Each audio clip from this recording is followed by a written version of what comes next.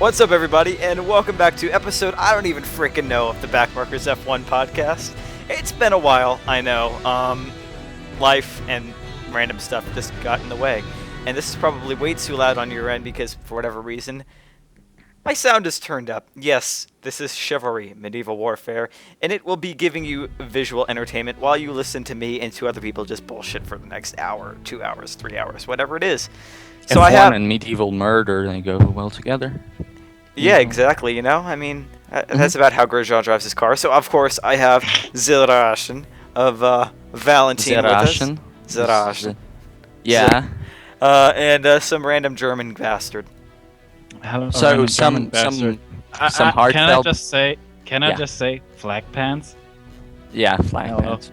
The And German flag guy- pants for me too. And Yeah, we'll get actually.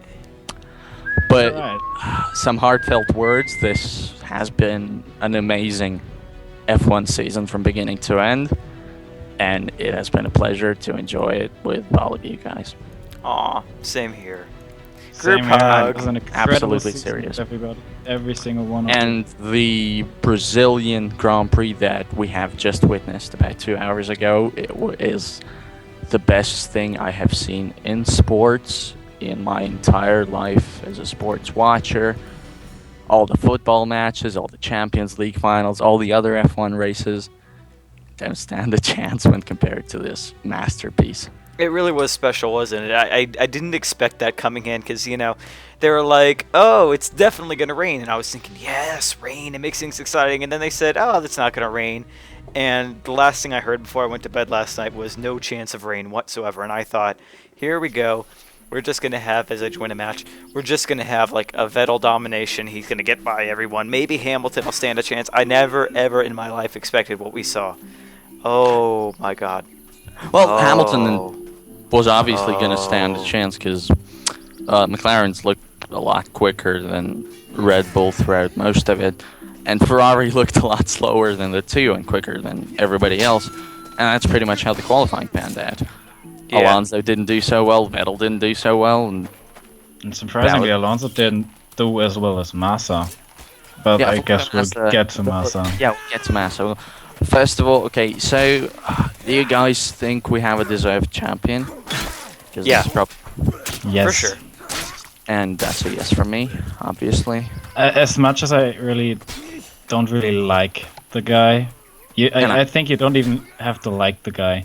I really wanted Alonso to win, but Vettel has shown that he's a deserved champion. We've seen Abu Dhabi where he came from the pit lane to the podium.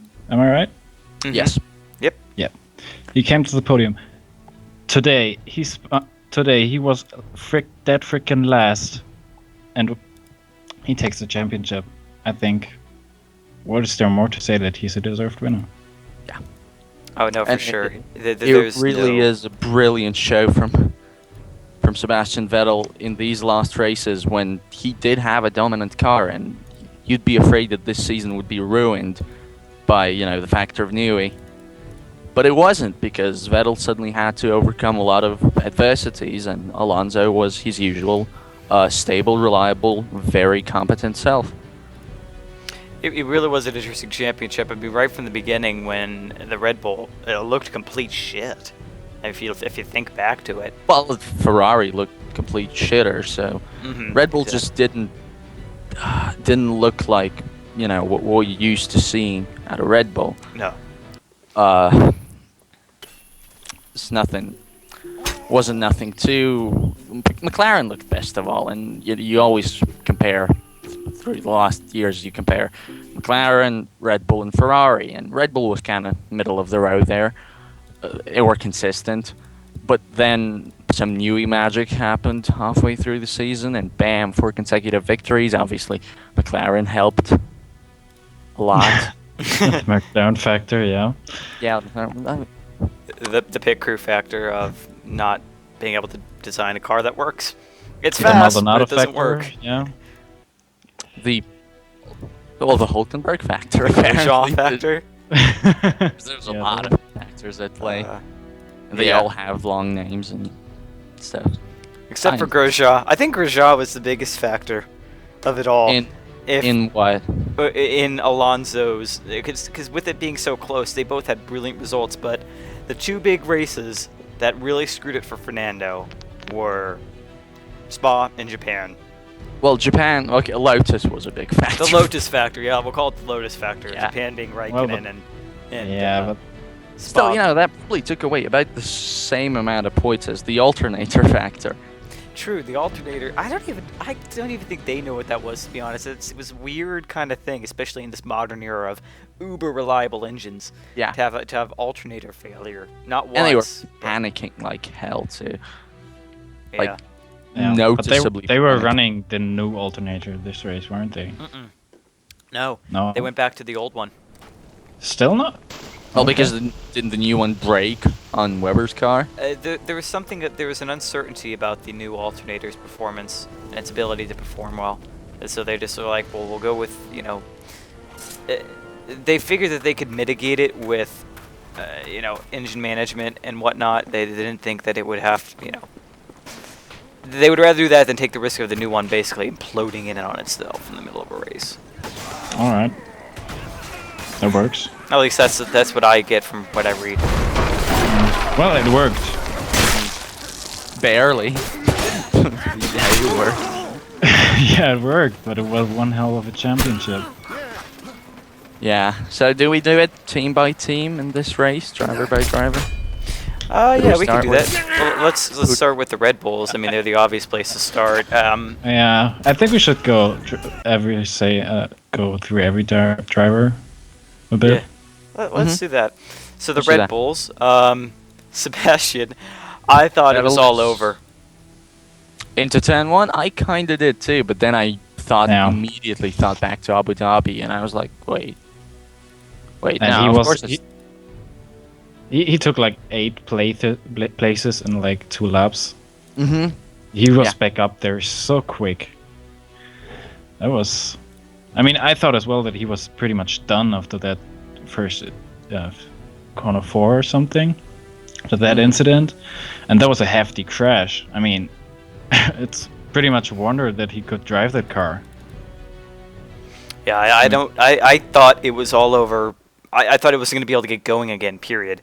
Then when he did, I thought, okay, he's got going, that's cool, but he's going to be complete and utter shit. Nothing is going to come from this. And then, that drive, if nothing else, just proves to me that he's definitely worthy of this championship. The fact that he was able Yeah. to keep that car going Mhm. is just a miracle in and of itself. And he did, and he made it work. So Brilliant performance. I don't know what Autosport are gonna score him tomorrow. I hope it's a two. Champions 10. the fact that he was able to keep the car on the road is 10 worthy enough. And then, well, we'll get to The Fernando broken later. radio, the pit stop problems, and they overcame all that. Mm-hmm. It's really quite inspiring. Yeah, and Weber had a bit of a moment, I think, wasn't it? In like about It was during midway the through start, the race. Weber had a moment. And well, during the start, he had. Well, Weber always has a moment at the start. A moment where he forgets that he's an F1 racer. Yeah, I know. And I'm a Yeah. big fan, so that's indefensible, I admit. Fortunately. You know, that's the one critical flaw that Mark undeniably has. He cannot start for shit. And he proved it yet again this time. This time when, his team might have actually wanted him to start badly, but he started so badly that he actually dragged the other guy down. Yeah, The rest of the race, though, he did well. Did what was required of him. Well, he did stayed- well. Yes, stayed generally where he had to, so that he gave Sebastian enough leeway in that war Button's car to break down suddenly. Then all Weber had to do was just pull over, and bam, Sebastian Vettel still would have taken the title after Michael Schumacher let him through, obviously. Yeah, but I wasn't didn't like doubt that he was going to let him through, but at the same time, I was kind of surprised at how little resistance Schumacher put up. Because he's a guy who always would put up a fight no matter what, and Yeah, well, I was he didn't this time, and fair's fair. true enough. If Ferrari can pull that shit, nobody even wonders whether, Massa's gonna give up that second place to Alonso. Schumi can pull that shit as well. last race of his F1 career, and I'm totally okay with it. Yeah, I just watched a guy get a spike through his head. Yeah. Alright. So Well, that's- but I'm just wasn't there- pretending everyone here is Vettel, and I'm just randomly through. Ooh. See, watch. Off with his head. Ha ha ha. La la la la la. But wasn't there that one moment after the restart where Weber was kind of blocking Vettel there? I don't remember quite after the read. Maybe that's a big. He maybe, was but certainly putting up a bigger I fight. do remember than- him letting Vettel through specifically on Yeah, one same here. occasion. So he was Yeah, team playing. yeah, He wasn't yeah, that- a bitter. Weber put up a fight, but at the same time, and this is the reason I love Weber. He wasn't making it easy on Seb. When the chips were down and he was massively slower, he didn't act like a bitch. He was just like, okay, I'm not in this championship fight. You are. I'm gonna let you through. Yeah, I was very happy to see that. Mark complied and saved his relationship with the team. That's really good. There always seems to be a moment like that or two where it's every year it's like there's those moments where one of them, and in 2010 it was actually the other way around, but hey, we won, I think. Yes. Where one of the Red Bull people has this tense moment where it's like, are you going to play with the team or are you not, And I'm just glad to see it ended well.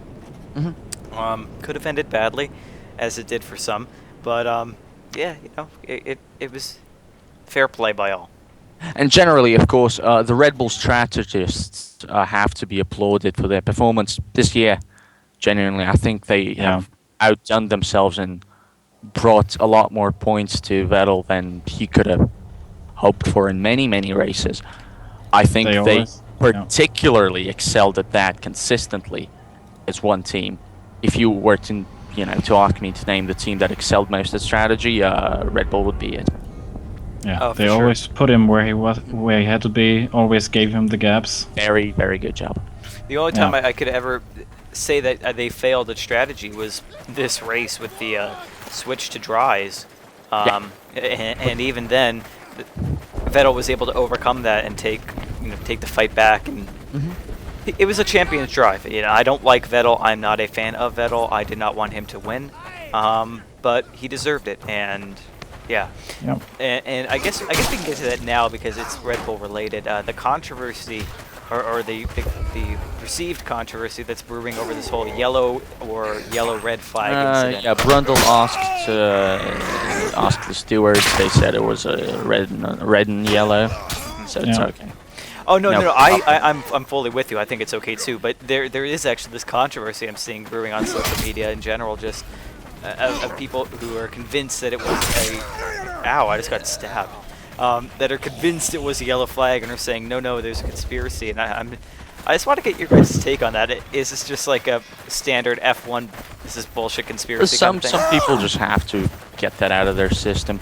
There was also a very suspect safety car at one point today. After a specific driver told someone about a specific driver complained about it on team radio, and multiple instances of that earlier in the year. I'm not saying FIA are prioritizing anybody. It doesn't really look like it. And if you're a fan of Ferrari, of course you'll want to believe that FIA gave Red Bull the championship, but in reality, it looks like both teams did all they could. Red Bull probably in the technical side of things, Ferrari in the team play side of things, and in the end, the technicians won. As simple as that. Well, after watching that footage of the yellow flags, I don't know. I don't really know. It certainly looks like there's a yellow flag, and or the displays are flashing yellow. Really looked like it, but didn't look like Kobayashi was putting up any resistance at all. Exactly. Looked like he was pulling over to pit maybe or do something like that. FIA confirms official. There was a second instance of that happening. Well, no controversy, as John Noble at F1, and Noble F1 confirms that the FIA has confirmed the official classification. No complaining from anybody. If they looked at it. Season is over. Sebastian Vettel, 3 times world champion, the youngest to do so. and of course the youngest to do so successively. Jesus. Sequentially. And three times in a row. Yeah. Exactly. Now, McLaren. What a year. Oh dear, Lots it of happened change. again. Yeah. Oh, I just took someone's head off. Ah, damn it. Yeah, McLaren. Well, that's very much describes McLaren's season. They were going strong, they put up a fight, but at the end of the day, they just got their head cut off. So that was actually... Oh dear, it's happened again is now probably one of my favorite catchphrases just because of how perfectly it applies to McLaren and McLaren. Yeah. Although, to be fair, this time it really wasn't anything to do with the team. More like they had an angry German go up their ass. With Well, Lewis, they at had the least. same You in... lost it. It's the same as when Maldonado went a bit into the Resta in one of the races, except the consequence was, of course, not a retirement back then. It was a retirement here. Like, Hulkenberg wasn't trying an aggressive move. He just lost it. He went on the wet part of the track. He didn't expect lack of grip. He lost it. Got a drive through. I didn't think it was too fair. I thought it was, you know, like, stuff like that happens. It wasn't really dangerous driving, but fair enough. Well, he Shame lost for the Lewis. Shame for Lewis. Yeah. And that move cost McLaren like $10 million. Yeah, well, that doesn't matter. That doesn't matter if Lewis was a leading championship contender. No.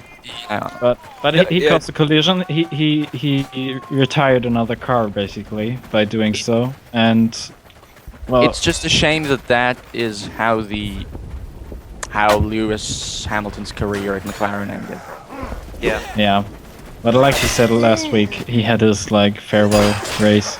He wanted it Austin. to. He had it in Austin. He had a really great race in Austin. He had a great race today as well. But yeah, wasn't supposed to be. And, you know, where Lewis Hamilton was taken out by Nico Hulkenberg, Jenson Button picked up the pace in what was a really good race by Jenson. Again, the master of the conditions. He was as quick as anybody in those conditions on any tires. Just a masterful, confident performance from the guy who's going to be #1 there next year. Mm-hmm. Yeah. I can't wait to see what he does next year there. I really do like Jenson. I think he's a very, very impressive driver. He's always great when things get mildly moist. He was there or thereabouts in quali, you know, not really on Hamilton's pace, but still a contender. And then just took advantage of the situation when, my head, when things got tricky. He was fine. He was able to stay out longer on the dry compound tires when everyone else was coming in and panicking for inters. Always able. He won the strategy game. Yeah. That was basically it. And, massive congratulations to Jenson, of course. With that, the 3-years-long comparison between him and Lewis in points ends up in his favor. Doesn't say much, but still. But who would have thought? Yeah, who would have thought? Because, you know, when you think about it, Lewis is a lot quicker, yet Jenson just has something special. Yeah. It's kind of hard to describe. This is a great driver. He had a great drive today. Well-deserved victory. For sure. Yeah. That's and Lewis was you gotta say Lewis was on track for it again. It's another situation where I think Lewis easily could have won the race had he not had angry German boy. Well, then again, Hulkenberg was overtaking him, and I think if Hulkenberg pulled the move, Hulkenberg would have run away with it. He didn't. Well, there would have been a fight, I think. It wouldn't have been straight up, easy mode for any of them. Well, it would have definitely been a Hulkenberg fight. was a lot quicker at that point. So it was basically, at that point, it was how the car worked in conditions, and we all know how McLaren's car works in those conditions. It doesn't work too well. Apparently worked well enough for Jenson after all. I was happy to see him win.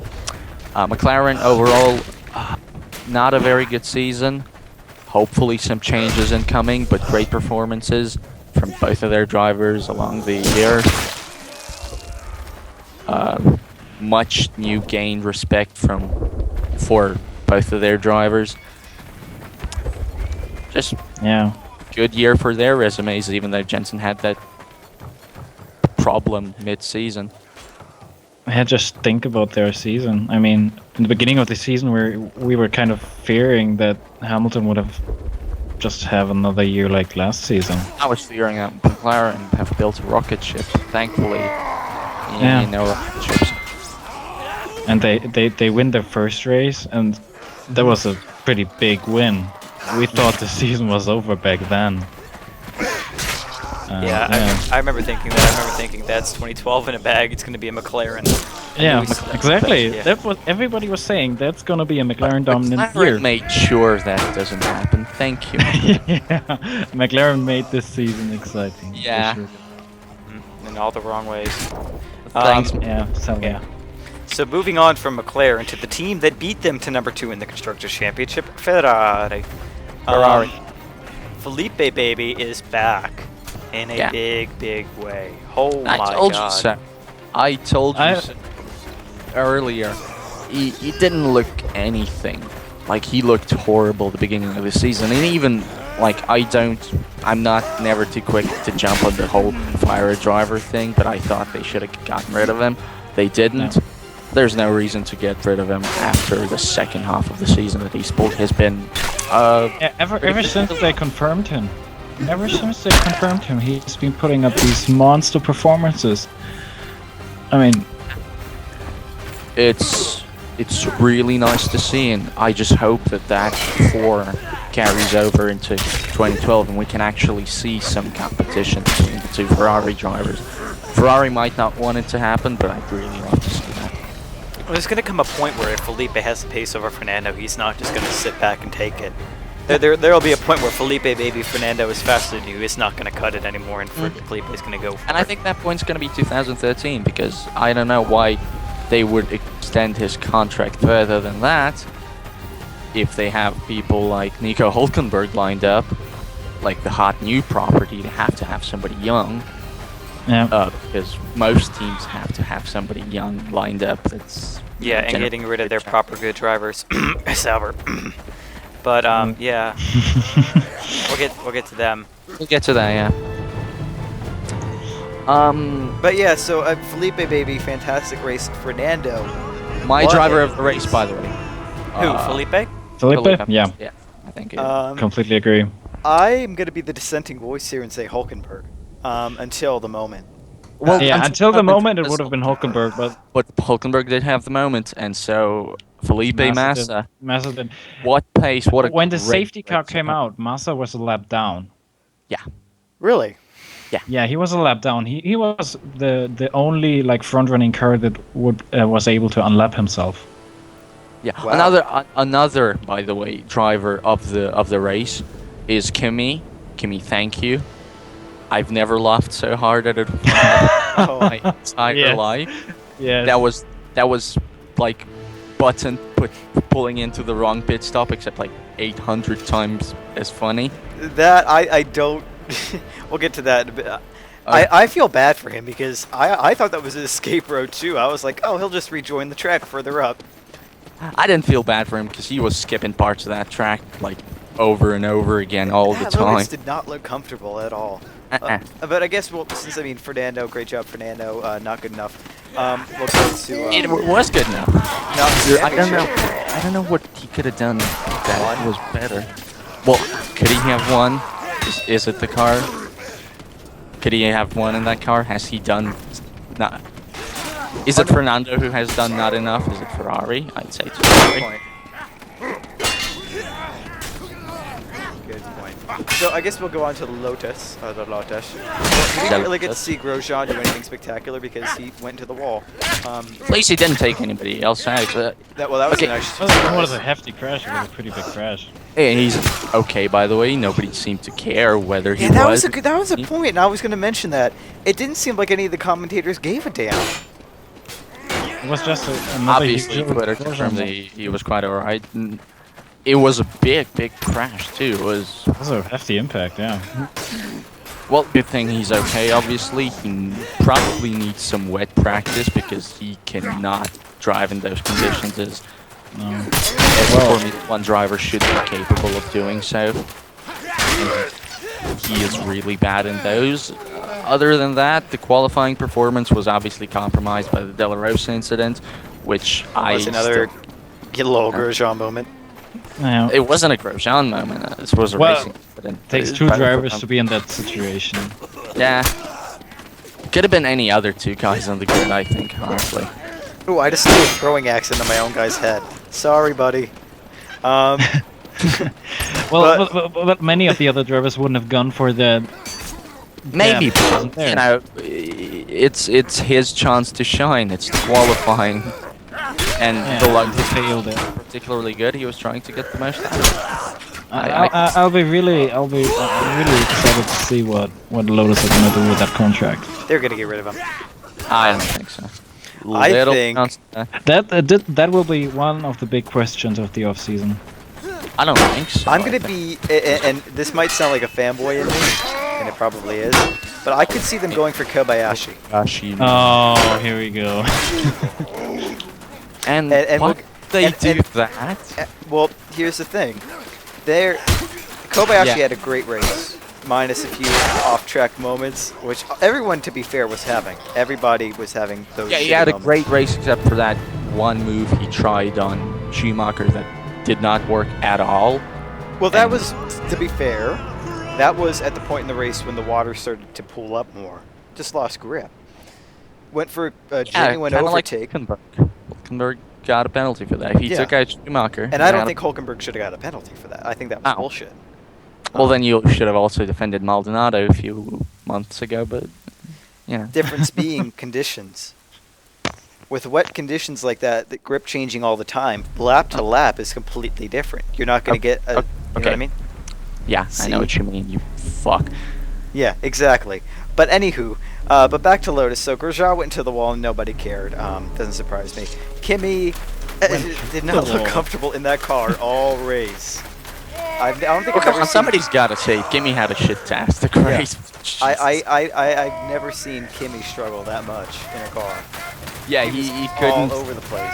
You know, okay, like Rocky kept telling Vettel to stay on the black stuff. He couldn't stay on the black stuff much of the race. He had to take a lot of shortcuts. And one of those shortcuts ended up taking him like into an old track area. Well, I mean, that's the pit area for the support races. So in fairness to him, he didn't expect somebody to have closed that shit off. Yeah. Which I think whoever did that should be fired.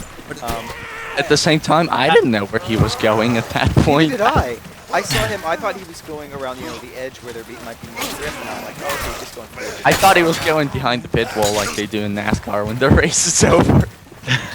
I just thought he would park it there. I just thought it would have that's what I thought too. But I guess he went on his radio and said, yes, I know where I'm going. And no, he didn't. He didn't. Still, that's 1 point, just because this race was such a massive clusterfuck. So that is the funny part. He still got a point from all that. Yeah, but he didn't, he was 1 lap down, and I believe that's the only lap of the 2013 season that he didn't complete. And technically, he finished all racing laps that he was a part of. Yeah, except this. That's right. Except this one. Every single one he was a part of, yeah. Yeah, a part of. Being a lap down, you're not a part of that last lap. Well, yeah, but okay, he didn't complete the full distance of the race. Fuck off. And he missed 1 lap of how many? That's a lot of laps, but still, Where was it? So speaking of fucking off, let's go to Force India. Paul di Resta proved how utter shite he is, compared to what the British media made him out to be. Das Wonderboy of the British Isles. Yeah, he's still good enough for an F1 seat. I'm not gonna argue otherwise, but he's not the Wonder Boy. But he is not the future, future hope of Britain, future F1 champion that he was made out to be. And I think that Nico Hulkenberg, as soon as he adapted to the car, which took him some time, started consistently outperforming Paul. And I think that might just be a difference in class. Now, to be fair, I think Paul di Resta is the class of, say, Sergio Perez, which many would disagree with me on that, saying that Sergio is far better. I think, Hulkenberg is, out of them three, as the three youngest drivers on the market, the best choice. But there we go. Paul had a miserable race, had a bad qualifying, barely started in the top 10 because Maldonado picked up some retarded penalty. And then in the race he binned it with 2 laps to go, ensuring that we could all breathe for 2 laps. Yeah. I was glad he was okay too, because that was another scary one, going ass first. Yeah, that was a scary crash, yeah. Face down, ass up. Yeah, but it was a fitting end to his race. Yeah. Somewhat. I think it was kind of a fitting end to Force India's season in certain respects, because I don't think the car was there for the majority, and then again in the second half it really noticeably was, and that's when Hulkenberg very noticeably picked up. Yeah, he began to shine, yeah. Again, I don't understand where the finance is coming from, because every fucking owner of that team has some sort of gigantic problems, and that's probably why Hulkenberg jumped ship. But then Force India suddenly announced, hey, we actually have a gigantic sponsorship package from I don't know where and nobody knows where. But well, Vijay Mallya himself put up 50 million. Yeah. I mean, that just shows you when the team owner has to put in 50 million pounds. He doesn't have those 50 million. He's not paying his employees. He's not paying his employees. Yeah. So where's the money coming from? And that's the question, I guess. That's the question. I mean, I would have done the same thing. I would have jumped ship. I mean, with those questions, you don't want to be in this team. Even if it's faster right now, you don't want to be there. Yeah, for sure. And you are right. It was a fitting end. Paul's crash really just summed up their season. They had the pace at some points, but overall they were just inconsistent. And they could have fought for the podiums, never had the luck to. Again. Well, I wouldn't even say they never had the luck. They just never had the car. It was strong, but they never... It's a weird dynamic, because when the season started and I looked at their car, it looked like a strong car. So I really don't understand where the pace went to. Like, I could tell the Ferrari wasn't going to be that great when I just looked at it. But the Force India, I thought it was going to be a contender. I thought that they were going to be in the position that Lotus ended up being. And I thought they were going to be the team that broke into the sharp end. Yeah, again, they started off weak and did strong. And the European Grand Prix, Hulkenberg could have actually been on the podium. There were a couple of other cases where they could have been on the podium. Just didn't quite work out for them as it worked out for certain other teams. Yeah. A team we ignored, though, in the general proceedings of things, Mercedes. Yeah, I think we did that on the last cast, too, where I just kind of ignored Mercedes. Well, because it tend to forget. Rosberg was shite. Yeah. Where did he finish? Like, I don't even know where he finished. Did he even finish? I don't. P15. I'm sure if he did he. Was he classified? P15. Yeah, he was right behind Valentin. Pushing or anything, but I thought he was gonna go for another 800 stopper because that's generally how the car works. But it looks like just by the end of the season, Rosberg, knowing his contract is secure, of course, and it was, I think he just didn't have the motivation to particularly work for it anymore. And, you know. Well, that's the guy who won a race this season, his first race. Yeah, he won a race this season. That's what I'm saying. He's He's the guy really... who we thought was going to be a contender. And now, in the last races, he's constantly placing out of the points. And yeah, the car is shit. Cannot manage the tires. The car cannot manage the tires quite naturally. There's something very wrong on this team. It's the car, I think. Nico, he's not a championship driver, I don't think, but he's not a slouch. Next year, and he is obviously not a slouch. No. So I don't think it's Nico. And although Schumacher hasn't been that strong as of late, it's Michael Schumacher. If he can get a car up there, he will. The car just wasn't there, and it's weird just looking at how they were at the beginning of the season. When you look at China, I don't know how they fell so far so fast, but they did. I know that car ate tires like antidepressant pills. I don't know. I thought you were gonna go somewhere else with that, but yeah. Yeah. Yeah, but on another note, did you say depressant pills? What? Why? Depressant? Maybe. Yeah. That's what we call in Russian. The accent's a bit different in Russia, so I didn't translate it in my head. My mistake. Yeah, you should have translated it in your head. Come on, you lazy bastard.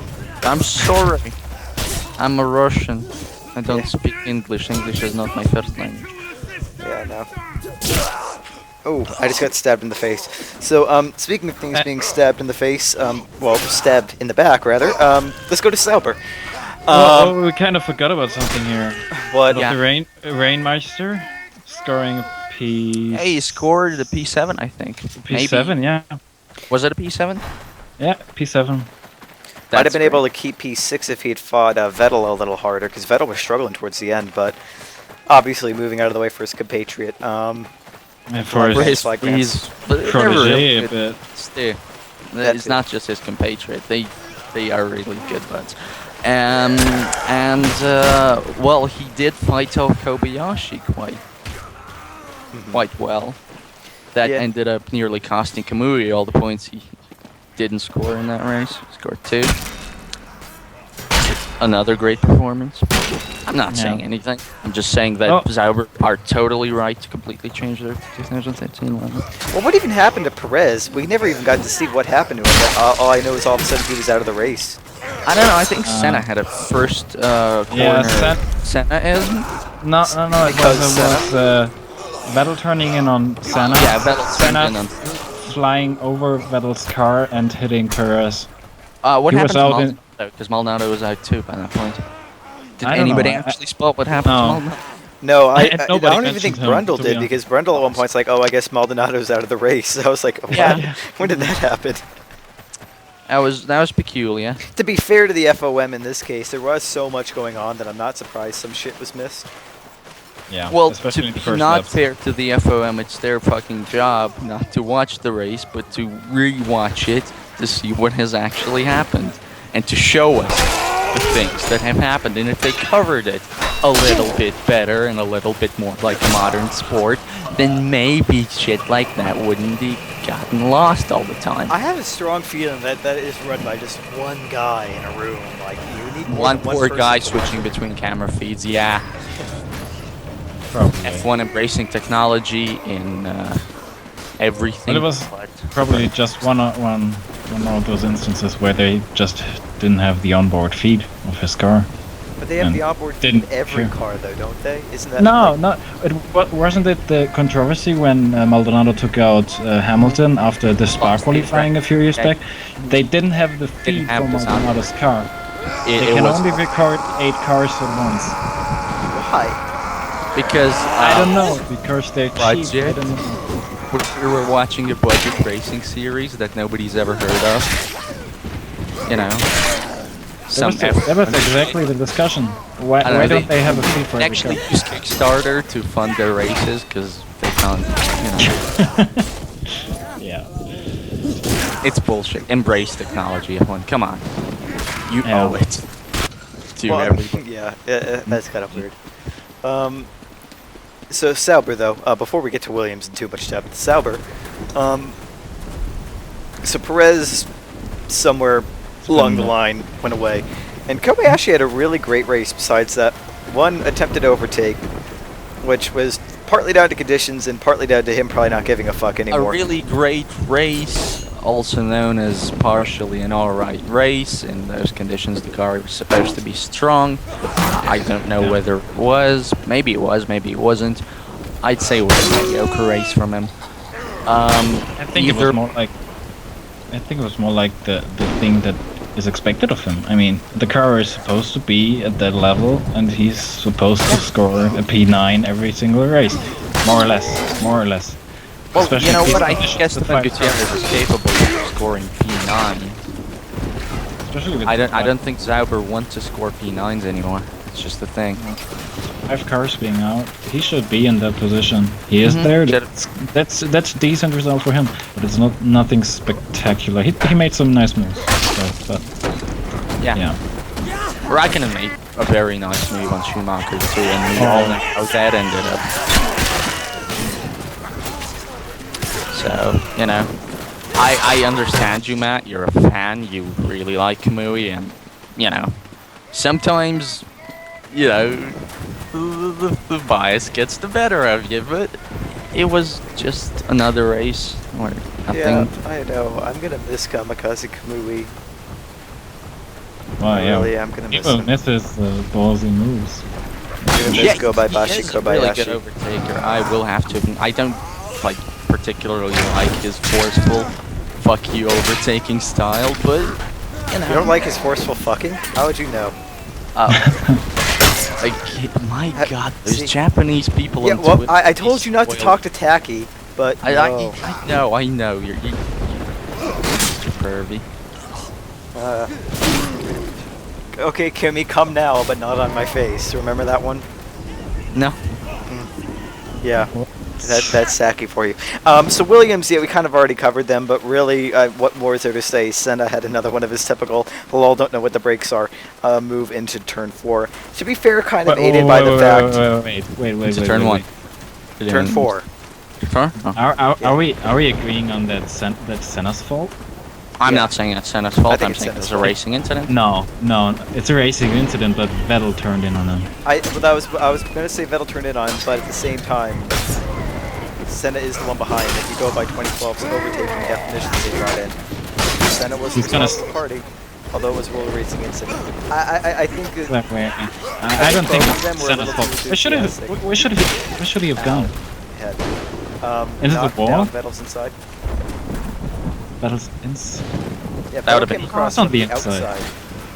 outside. No. He should've Vettel was gone- on the outside, came Yeah. across. Inside, outside, inside, outside. That's what she said. But anywho, and then Maldonado dropped out at some point. At some point in the race, Maldonado disappeared. In So- a few weeks, we'll get like a video from a fan attending the race, showing what happened to him, and nobody You will probably care. took the same route Raikkonen took and spent the entire time driving around the Yeah, different no, he sections. probably, He got probably lost. went down that route and then like hit the wall or something, and that's why you saw like a little dent there. It's like Maldonado tried to just burst through. Yeah. So Toro Rosso. Wait, we didn't talk much about what you guys think about the man lined up to replace Kobayashi. Shit. Esteban Gutierrez from Mexico. Hey, driver. But Is then he again, now? I'll be fair. I said the exact same thing about Perez, and we all see what happened with him. And, you know, except he has been with the team longer than Perez has. When there was no Telmex backing, Esteban Gutierrez already was a Sauber reserve driver when he won Formula BMW Europe and then GP3. He was the hot property. Then to You have a hard on for this guy, don't you? What? No, I don't like him, actually. I don't think he... Well, I like all the drivers. I don't think he deserved a promotion after this year because he's shown a lot of reckless, bad overtaking moves and had a lot of luck coming to his way so that he could secure third in GP2. Wasn't particularly impressed by him. But he is not a pay driver. He has sat in line long enough. He deserves that seat. That's generally my opinion. What about you, Marvin? I don't really know. I have not really seen that much of him. I'll let myself be surprised. I don't know. I root for Sauber next year for sure, especially with Because of Hulkenberg being Hulkenberg? there. Because of Yeah, I Hulkenberg know. being there, Suddenly really And- like Hulkenberg as well. and Maybe if it's- Gutierrez if he can bring the pace, I'm all for it. I wish him well, but I just can't. Not after what they're doing to Kamui. I just can't. Yeah, but, like, Sauber aren't betraying their principles. They are promoting their young driver. That's, you know, after a season that Kobayashi had where he was generally worse than the other rookie, got a promotion into another team, I can see them dropping him, unfortunately. That's Formula One. There's not a lot of teams. Now there's 11, unfortunately. Yep. Sometimes really good drivers have to go. Buemi had to go, Grosjean had to go, and this year it looks like Kobayashi, Kovalainen, and Petrov. I'm gonna be lining up for. Oh, Kovalainen will stay. Please let him stay. But we'll get to that. Yeah, we'll Yeah, we'll get to that, because that is actually an object of, I think, a heated debate I could have with Marvin, who is a really big Kovalainen fan, and I still do support Vitaly quite a bit. Flag pants. Flag pants, yeah. But he doesn't get any support like anywhere, so, you know, might as well, because he certainly deserves some for this year, but we'll get to that. Which team, next team? Toro Rosso. Toro Rosso. Generic fan, P8. Good job. Yeah. Yeah. And that's all we have to say about that. There's not much to say After about the season they've had, I mean, the car was crap. It probably still is car crap. was crap. Yeah, you shouldn't blame it on Vern driver. being out in Vern is Q1, a like shit qualifier, yes, but they're Yeah. learning. That's the whole point of that thing. They're not bad. I'm Also- glad getting also- another year. yeah, I think they should get another year. The car was crap, and Vern, despite being out in Q1, almost every single time he outscored his teammate 16 to by 10. 6 points. Yeah. Yeah.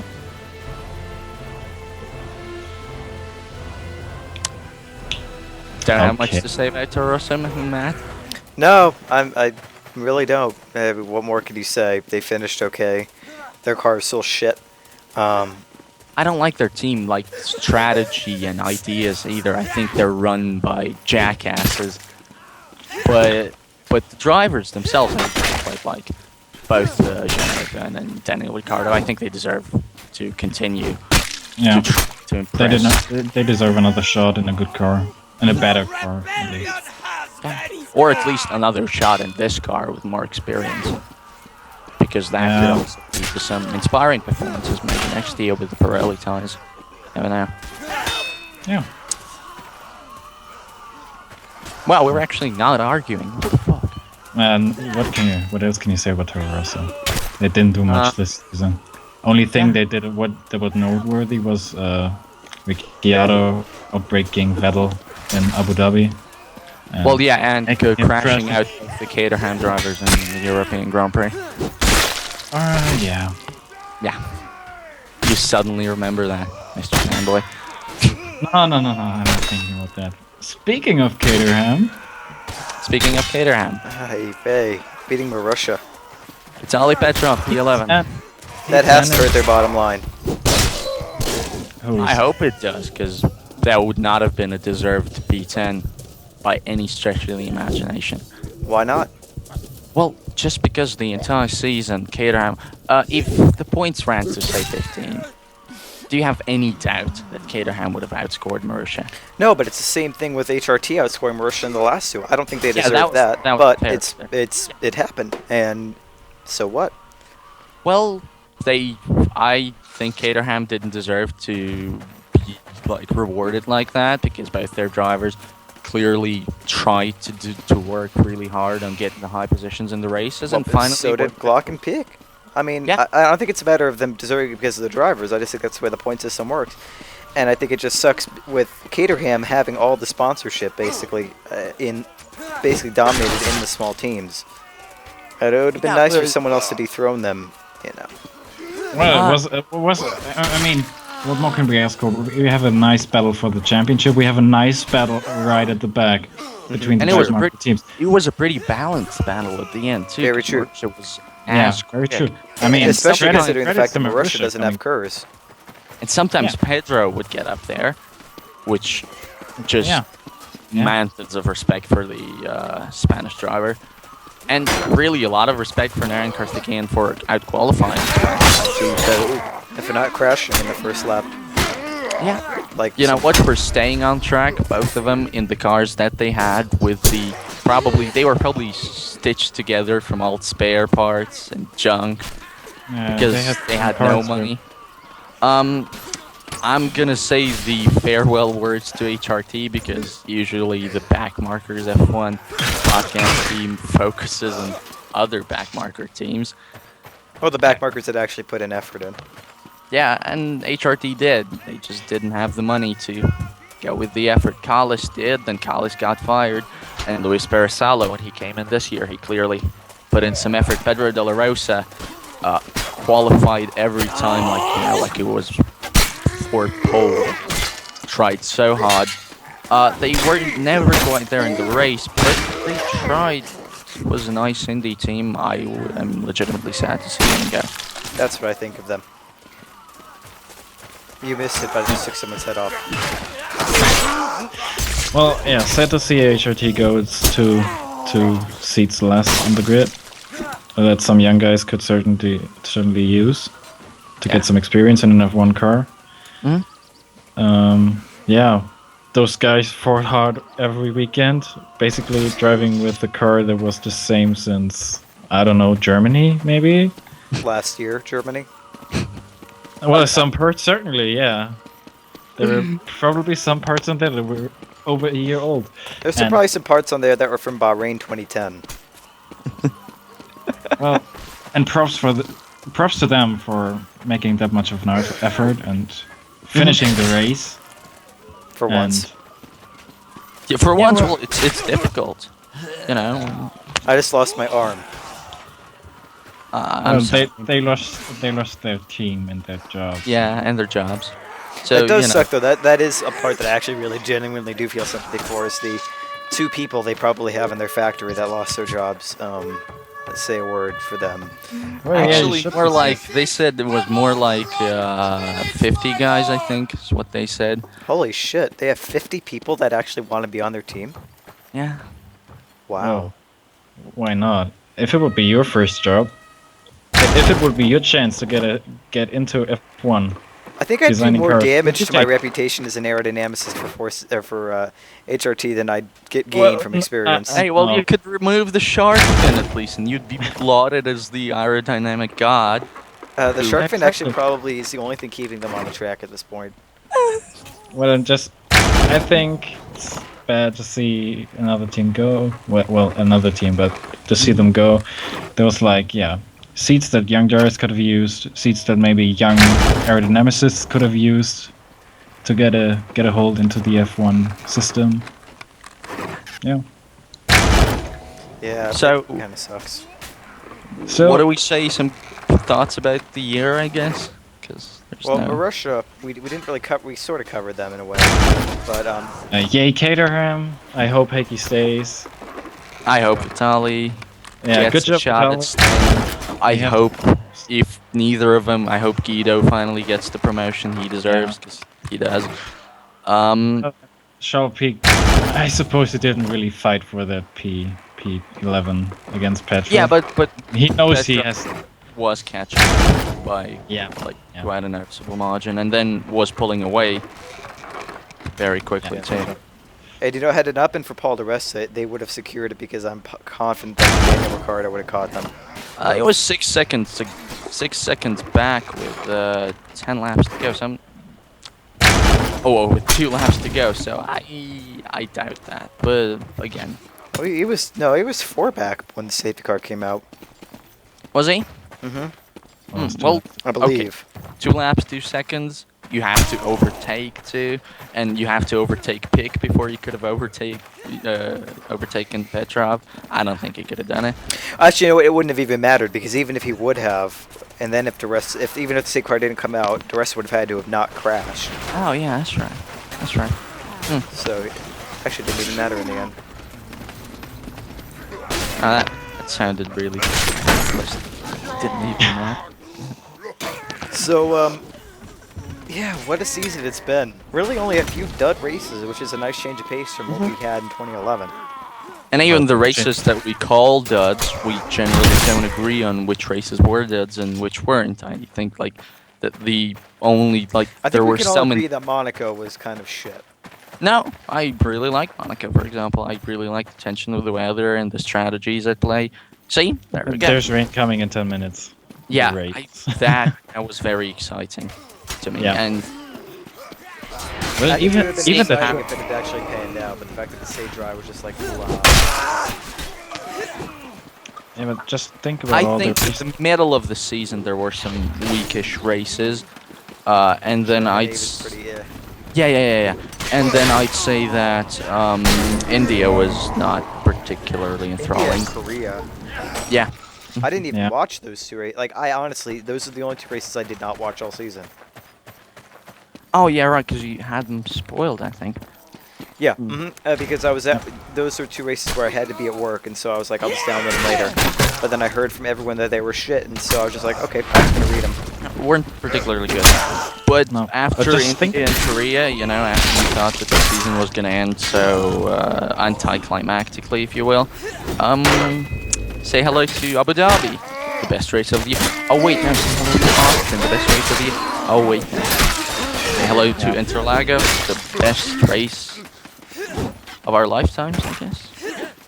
I would probably say so. There might be a Monaco Grand Prix that was pretty close up in the early 2000s, but yeah, that in recent memory that had to be the best race.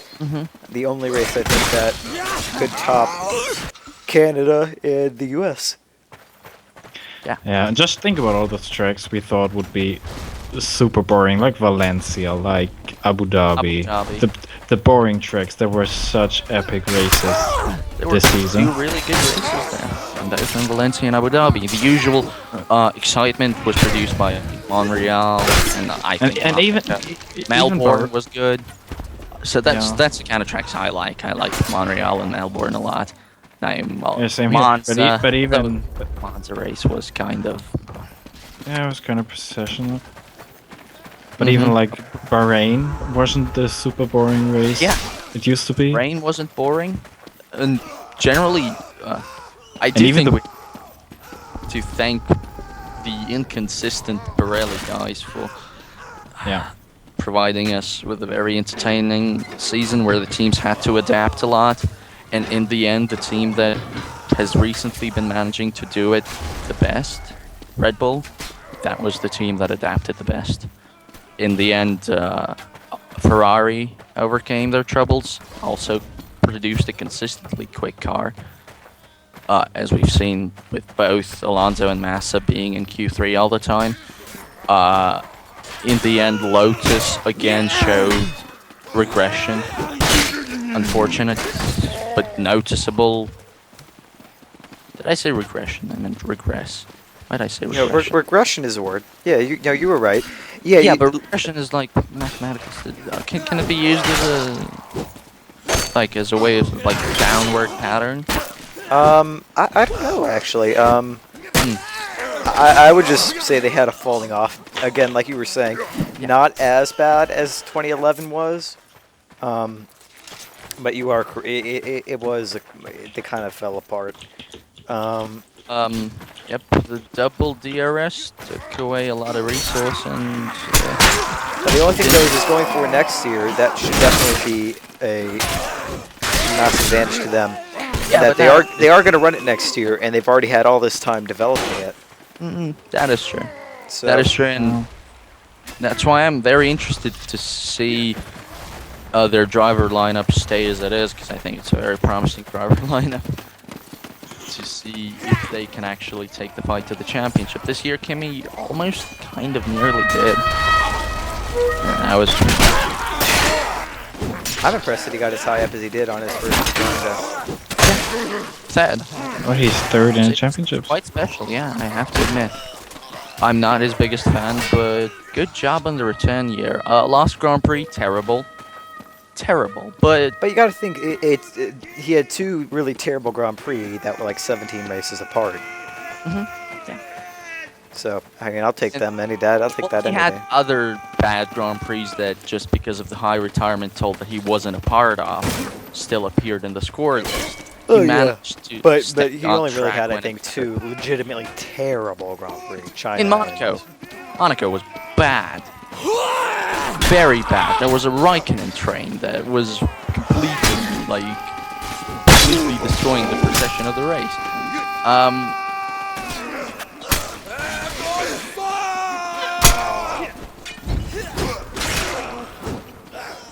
But yeah, he was consistent.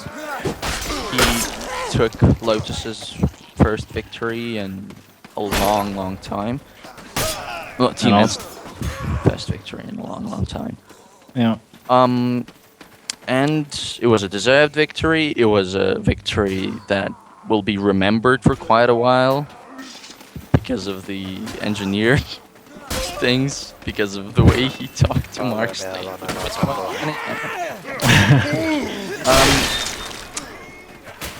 Just Yeah. just a good performance from Kimi, and I will be glad to see more from him. I hope he Yeah, can I'm looking forward to see more from the team. because they were not there the entire year, quite honestly. And that's what you usually expect from a driver who fights for the championship, is consistently quick on one lap. That's what all the three guys that were the major stars this year were. And Kimi wasn't. Maybe that was the edge that he lacked, but he made up for the lack of one lap pace with very impressive consistency. Now, best driver of the year. Ooh, now this is where I guess this is where we're gonna get into our little awards section, as it were. Driver of the year. Well, let's start with Gurke of the year. That's a little easier. Should we go with driver of the year as well? Gurke of the year. Who would you go for Gurke of the year, Valentin? I don't think there's a worse driver in this year. I don't think there is. Well, not worst driver, but like who had the most fuck ups. Yeah. The Gurke driver. The most fuck ups. Maldonado, easy. Damn.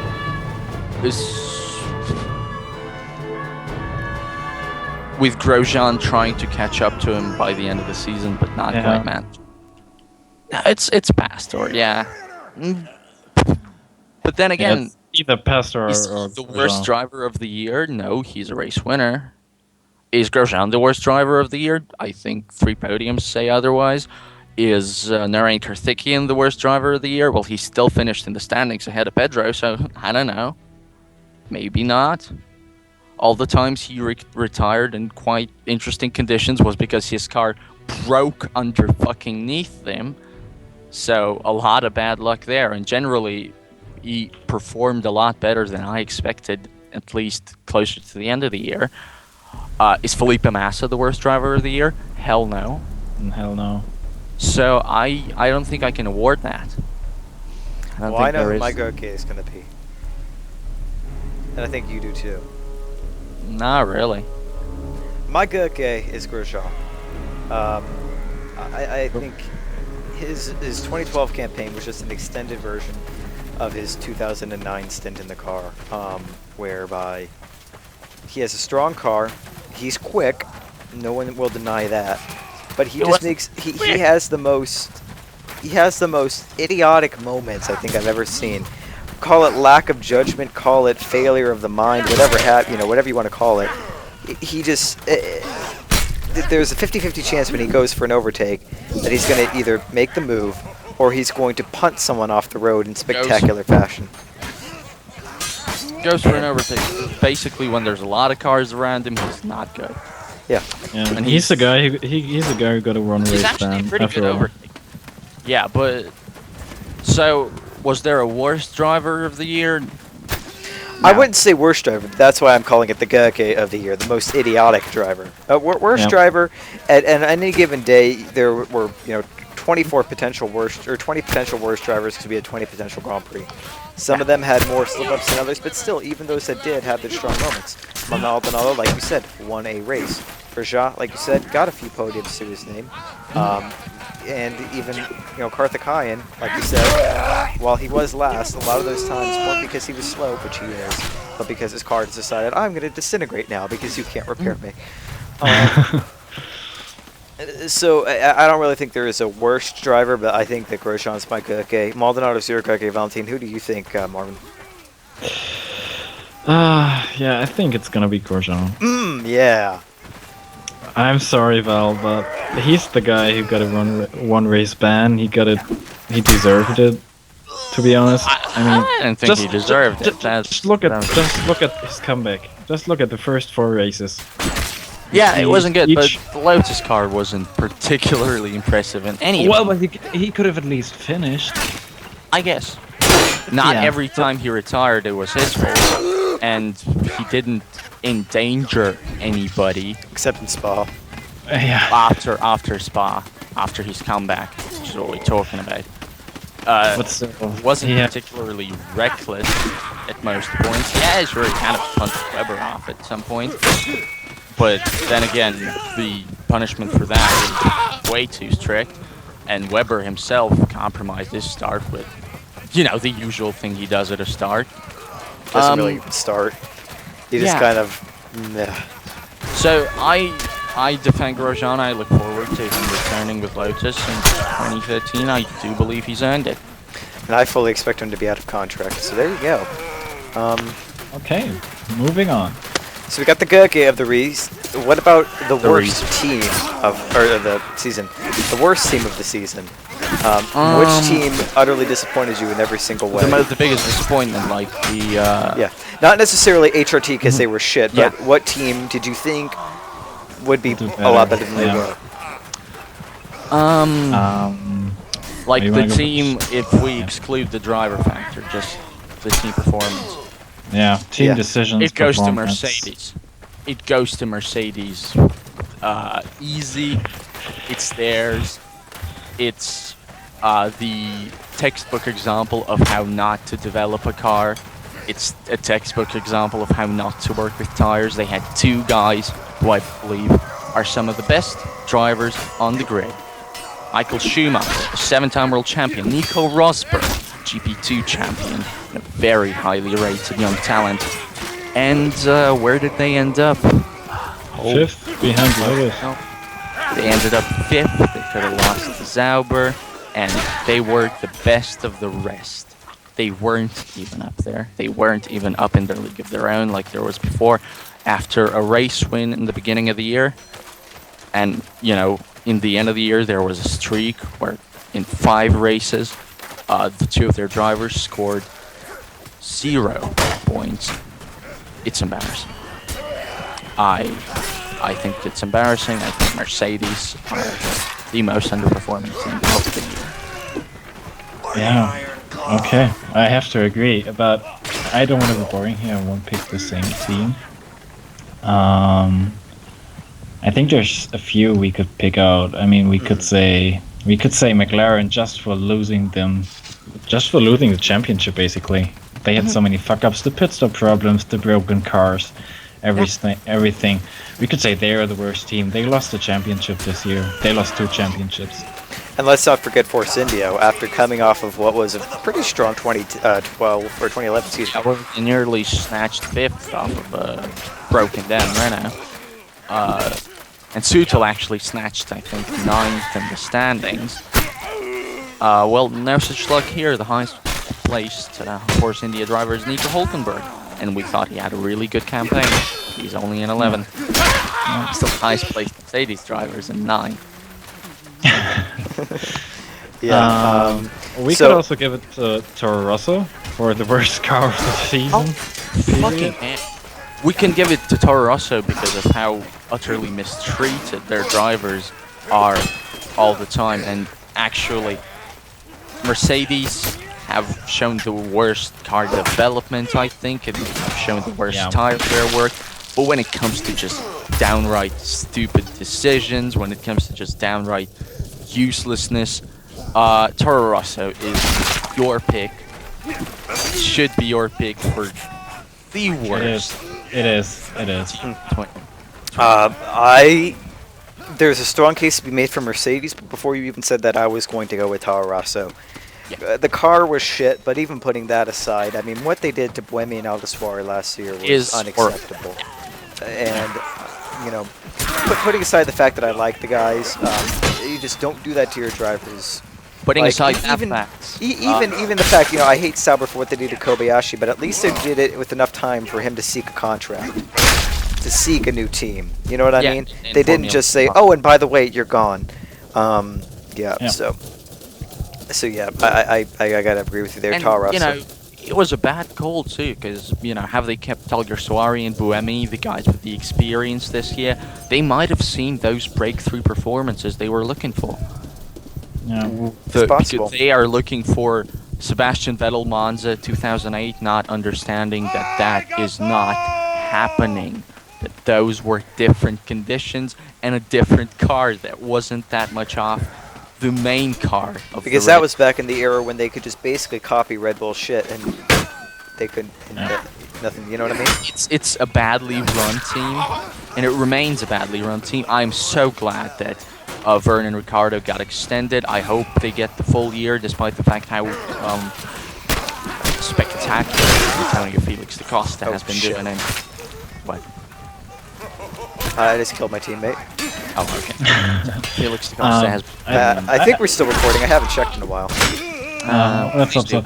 Honorable mention for worst team or most disappointing team. It really saddens me, but it has to go to Caterham. Yeah. Yeah. They wanted to be best of the rest. Like, no, you know what I mean. Best of the backmarkers. They are, but barely.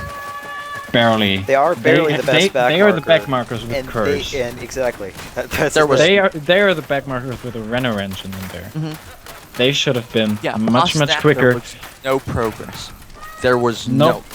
Both drivers complained about lack of development in the cars, that the new parts they brought did shit. I know Kovalainen complained about that. I read Petrov complain about that. Yeah. Underperforming very noticeably. Their ass was saved by chaotic Brazilian Grand Prix and a very good performance from Vitali. It's just it's a bad year for Caterham, and I can see why Mr. Fernandez resigned after that year, and I hope that Cyril Abitaboul, if I'm not... Yeah, I don't really know how to pronounce that guy's name, so I haven't tried. Abitaboul, I hope he do a better job. I don't know whether Charles Pic is the right driver to go with, but he's shown a good year at Marussia, so... And he's got some cash. And he's got some cash, quite a lot of cash actually, from quite like a consistent amount, a reliable amount, as far as I'm understanding. So yeah, that's the worst team. Who's the best? Okay, there were some new drivers on the grid, right? Who's the best new driver on the grid? Can I go with new or just new in their team for that year? Hulkenberg isn't new. That's what I'm saying. You mean Ricky? Yeah, Ricky. It's Ricky, yeah. I'd have to go with Peak. Charles Pic. And yeah.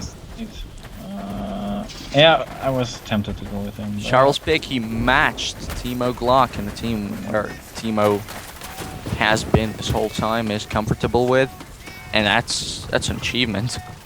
Yeah. So very respectable season for Charles' resume. No longer branded as a pay driver, if he even was to begin with. I don't think he was, but if he was, he won't be after very, very good performance this year. Exactly. Tons of respect. Yeah. I'd say Peak. Yeah, Charles Pic. So we all agree Charles Peak. Yeah. So now that we have rookie driver of the year, let's see. Most improved. From the beginning of the season to the end of the season, who do you think improved the most? From the to the end? From what to the what? From the beginning to the end of the season. Who improved the most as the season went on? Yeah, no, I'm sorry. Okay, so you're gonna go with Hulkenberg, right? But I think there's a far shinier case named Felipe Massa, who... Yes. Oh, I forgot about him. Yeah. And I would go with Felipe 100%. Felipe is cool. Felipe. I'm sorry, Felipe, I forgot about you. Outstanding. We could also, I mean, if we would go from last season to this season, we could go with Hamilton. He had a horrible 2011. I'm talking just 2012 though. Yeah, but just as a progressive curve in 2012. Yes. Felipe, baby. Felipe. Sorry, Hulkenberg was good, but Felipe... People were destroyed when he re-signed the contract with Ferrari, but, you know, retroactively he's earned it. That's all that matters in the end. If he continues like this, he can... That's a pretty... And I want to hear that anthem. Really did. Yeah. And they will... If Massa continues like this, Ferrari puts up a good car next year, they win the Constructors' Championship. Yeah. Most improved team from beginning to end. Red Bull. Wouldn't say so. I think Force India. Force India is my guess, definitely. I'm going with Red Bull. That team was nowhere in the very beginning. Even with Das Wunderboy behind the wheel. Well, Ferrari was. If Red Bull was nowhere, Ferrari was even behind that. True, but I think they were propped up all. Yeah, I guess. Team to have 2 winners. Oh, I just killed my own teammate again. I am such shit in this game. First team to have two winners, you know, in that period when everybody was winning a race, is Red Bull. It was Seb then Mark, because the car was good enough. Certain conditions, it wasn't good enough all the time, and then suddenly became good enough all the time. Or maybe the conditions just were generally the same in those kind of tracks, but generally, I would say Force India looked really shabby. Yeah, you could make a case, yeah. Yeah. But at the end of the year, they were consistently Q3, very quick, didn't quite, you know, in the race, didn't quite match up to qualifying performance most of the time, but the improvement was there, and looking at the fact BJ Malia had apparently no money, impressive. At least in the car development aspect, right? And maybe Marussia. Maybe. But I'd go with Force India still. Yeah. Well, if we're talking from 2011, I'd go with Marussia, but if we're just talking 2012 Insular, I'd still go with Red Bull. I would go with Ferrari. What you expect. So Marussia, Red Bull, Ferrari, and Force India. So we got 3 different ones there. Best race bar Brazil, because we all know that the best race of the year was that Brazilian Grand Prix. Austin. Can we still go with Brazil? It was better than 2 other races combined. Well, I thought that Abu Dhabi was the best year of the race, and I thought that Austin was the best year of the race, and if it's not Brazil, it's Austin. You mean race of the year, right? Not year of the race. Year of the year. You said that twice. It's 1 a.m. So. Yeah. Okay. So the year of the race for me would be Austin. Besides Brazil. The year of the race? Well, that's what Valentin was saying twice. Okay. Yeah. So I guess that's how we say it now, is year of the race. Okay. The year of the race for me? 2012, smart ass. Come on. Spa. All the way. Well, no shit, that's because you went there. Just for the Grand Prix. I can't say Moscow Raceway World Series by Renault race because it's not part of it. No, but honestly, I have Spa to was go with Spa was a great race just because I went there and it was just an awesome experience, but from the race itself, I guess, yeah, it's Austin. So good job, Herman. Or Abu Dhabi. Or Abu Dhabi. Yeah. So good job, Herman. Like, weird. Yeah. And good job, all the people who crashed and made this possible. Okay, so performance of the year.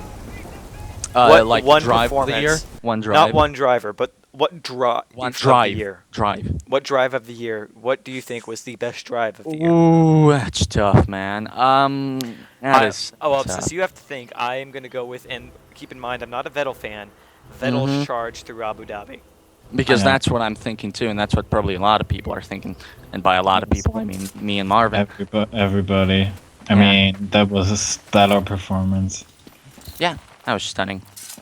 That was basically the race where that's the reason nobody can say he doesn't deserve this championship. Yeah. He started in pit lane to the podium. That was a crazy And yeah, race. sure, safety cars helped, but you know. Yeah, come on. Breaking his front wing off of Ricardo didn't. So, yeah. could also make the argument for Felipe in Austin. Or Felipe in Brazil, then. No. Making argument. Or Felipe in, I do believe, Singapore, where he was lost and went to 8th. Mark in Monaco. Maldonado in Spain.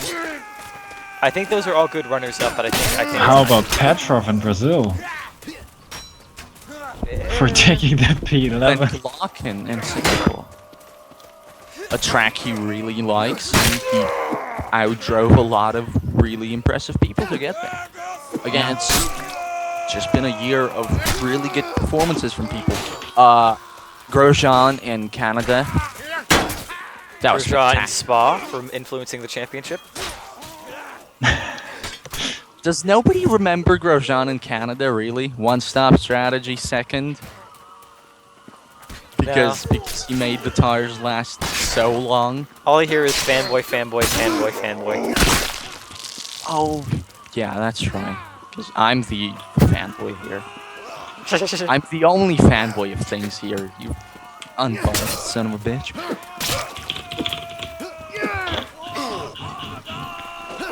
That's not... sorry about your arm there, buddy. I think you could make a strong statement for, like, many of the drivers. Everybody had, like, a good race, a really good race this season, but ultimately I have to go with Vettel and Abu Dhabi. Okay. Funniest moment of the year, well, that would be stupid, because that would be Kimi. Yeah, just... Kimmy's. And I mean, my god. Twice. Yeah. The radio messages and then this detour. Let's call it a detour today. Excursion. Side trip, vacation. Yeah. Makes you wonder what he puts in that drink bottle of his in the car. Ice cream, you know it. Liquefied vodka ice cream.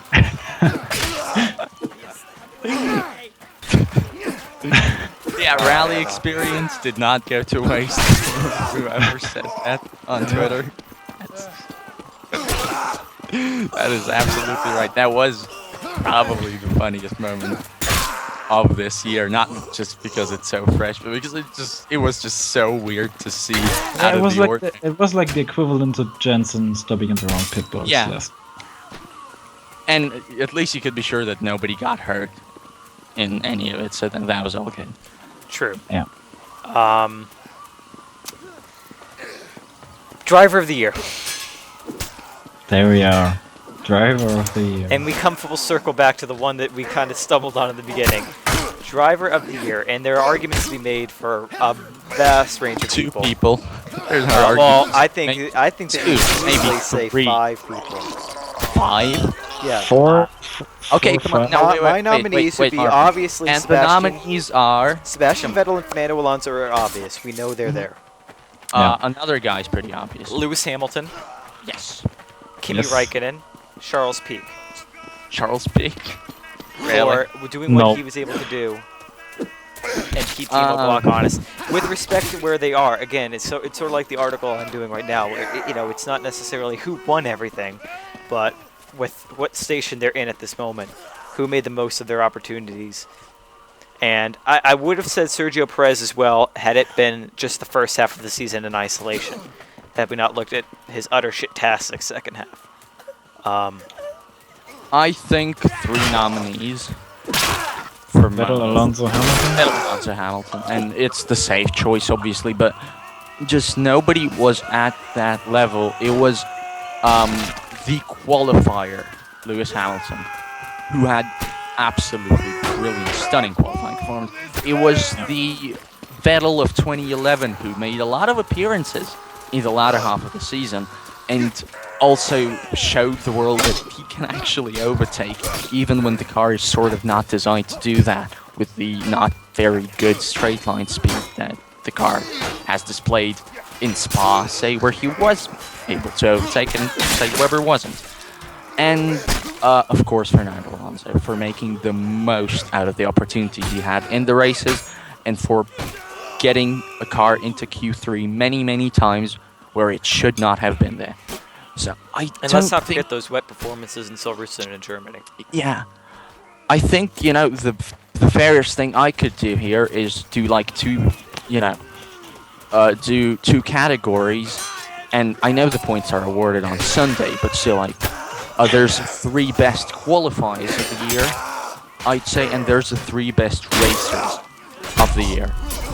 3 best qualifiers of the year are Hamilton, Maldonado, Grosjean.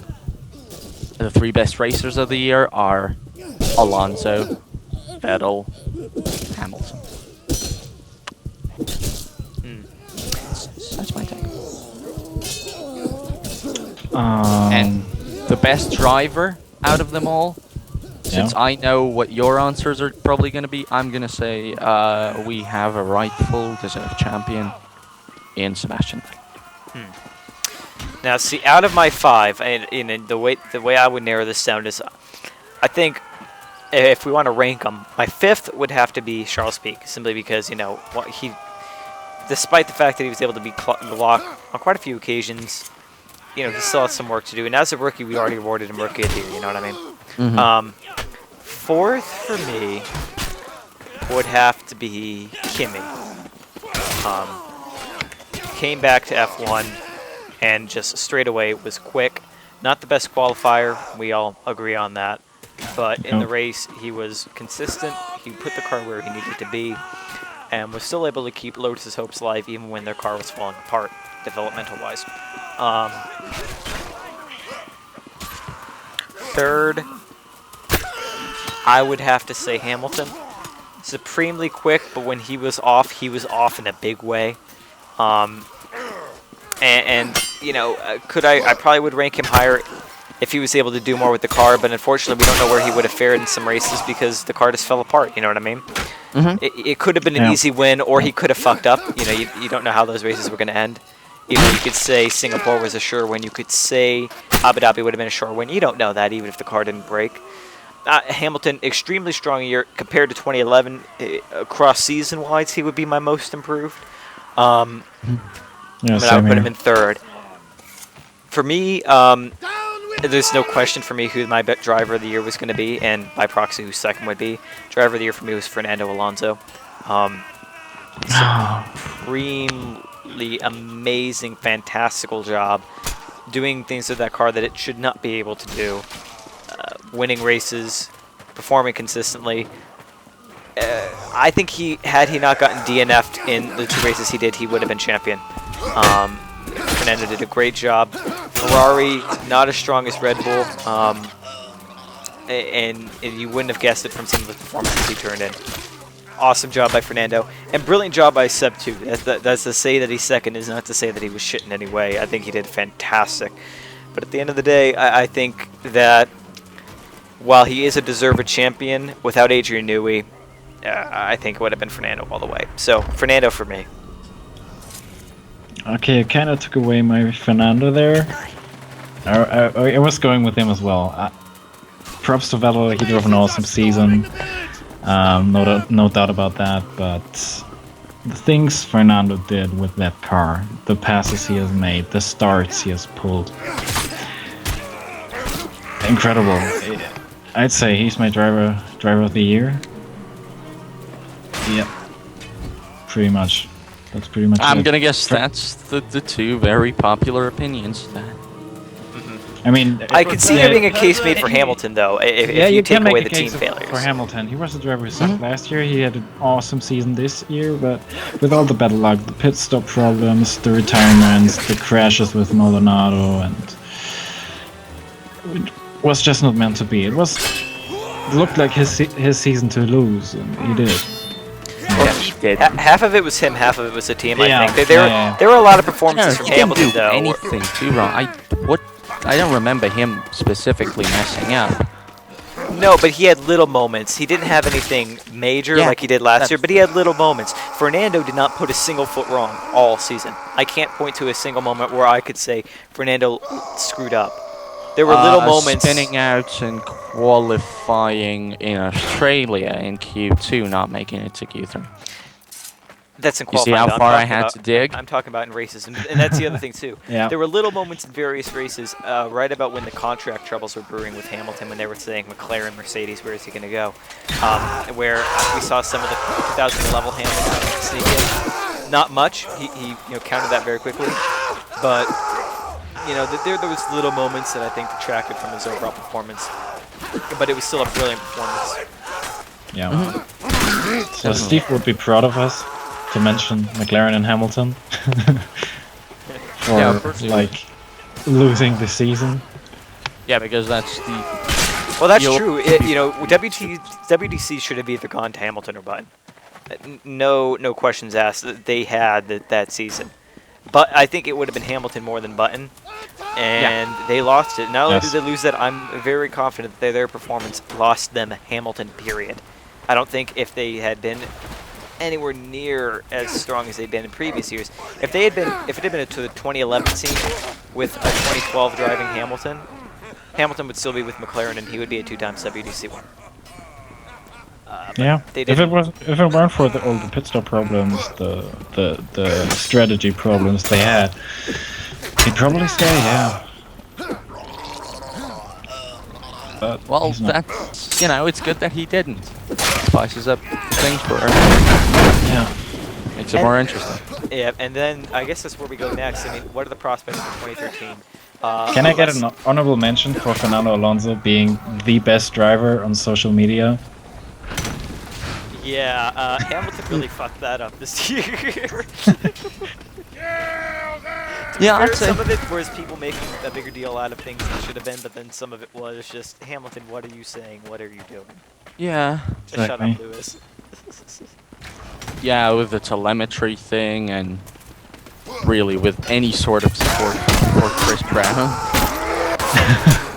I mean, really. I know he's well within his rights to talk to people like that, but I know it doesn't exactly make him a good profile, if you will. So yeah, Fernando loved his social media. Weber too. Weber doesn't post as much, but what he does post is pretty good. Yeah, Weber's good. He's short, concise. Button's friendly, very nice, and never said anything particularly outrageous in his Twitter. So prospects for 2013. We know unless some new upstart comes along, we're going to have 11 teams. We know pretty much who most of the drivers are going to be, bar a few seats, but besides that, what do you think is how do you think this will shake out with how the results were in 2012? What do you think will happen? What are your hopes for the 2013 season?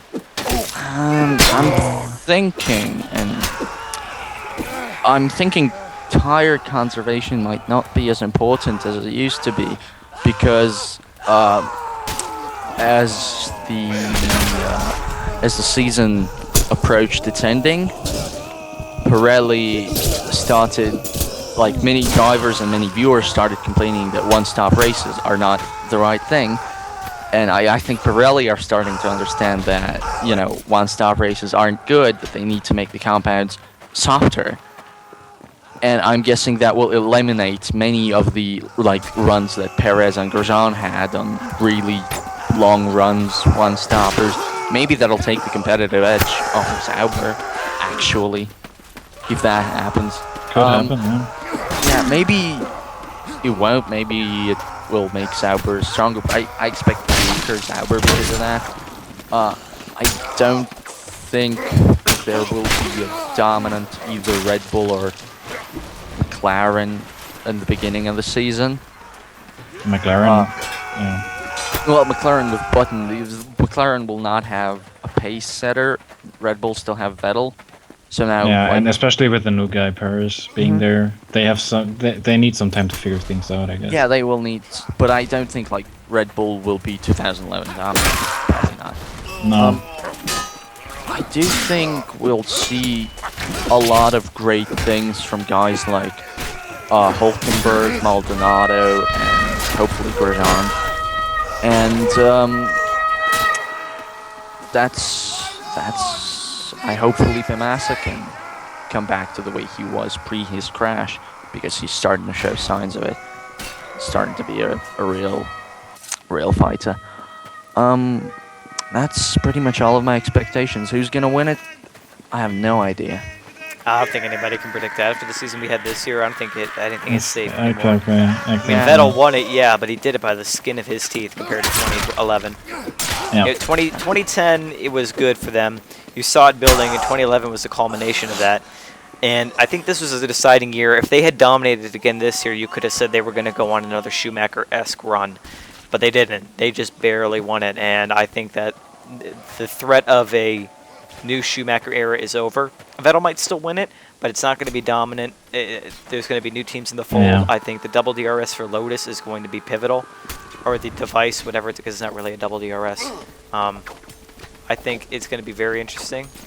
Hamilton at Mercedes, well, it all depends on how the Mercedes can develop I'm their going car. to guess they're going to have a bit of an off-season, because even they're admitting right now that they're just waiting out for the 2015 rules, and that this is going to be quite a developmental year. So we could probably expect, an outlandish win or two, and maybe some really consistent Q3 results, but I don't think they're going to be in contention for the title.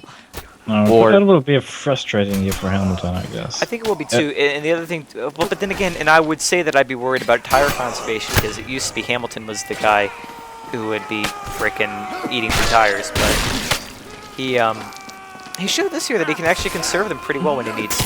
So I don't know how that's going to shape up if Mercedes can solve some of their tire woes, and that was the biggest thing against them this year, I think, is tire conservation.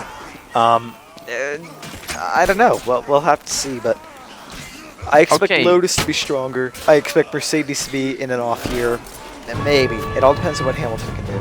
Well, even an offer year than this year. They pretty much had an off year this season. Yeah, but like,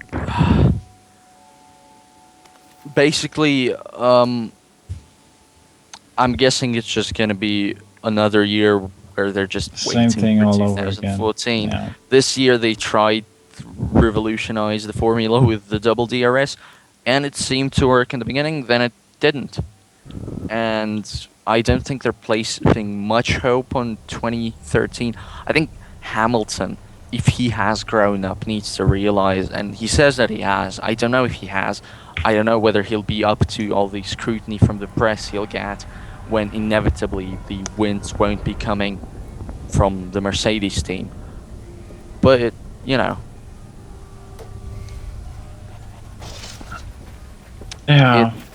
it's going to be difficult for Lewis, but it's something he has to do. It's something the greats do. Yeah. Wants to be a true great. It's a move that he has to stick with. Exactly. So, what am I expecting of 2013? I don't know. I hope it's gonna be another awesome season like this one. Like a close season with nothing like the Red Bull dominance we've seen over the last years. Well, except this one, of course. If Massa keeps up his game, I could see Ferrari doing really, really well. Winning both titles. McLaren will have, I guess they'll have a difficult start to this season, especially with Perez being there, and he has to get accustomed of the whole team and being in a car that can place up there. Yeah. Well, it's Sauber, Hulkenberg. Let's see what he can do. If he can pull out some good performances.